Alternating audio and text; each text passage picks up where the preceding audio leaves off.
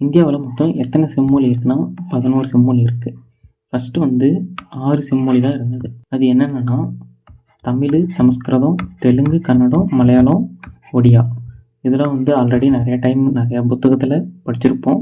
இது எல்லாத்துக்கும் இந்த 6ம் எல்லாத்துக்கும் தெரியும். இயரும் பார்த்துக்கோங்க.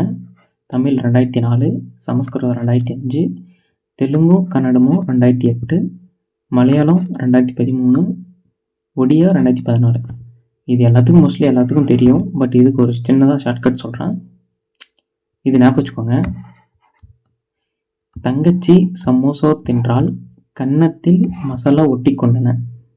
இந்த ஒரு லைன் ஞாபகம் வச்சுக்கிட்டிங்கன்னா, தங்கச்சி தமிழ், சமோசா சமஸ்கிருதம், தின்றால் அதாவது தெலுங்கு, தா தா தீ தீ அந்த லைனில் தின்றால் தெலுங்கு, கன்னத்தில்னா கா கன்னடம், மசாலா மா மலையாளம், ஒட்டி கொண்டன ஒடியா.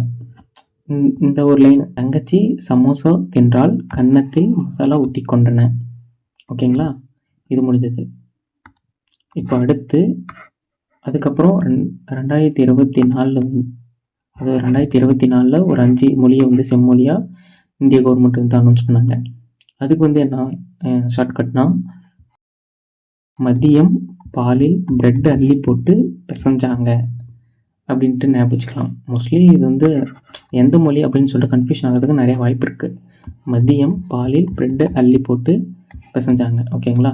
அது என்ன? மதியம்னா மராத்தி, மா, பாலில் பாலி, பிரெட்டு பி பிராகிருதம், அள்ளி போட்டு அசாமி, பிசைஞ்சாங்க பெங்காலி அல்லது வங்காள மொழி.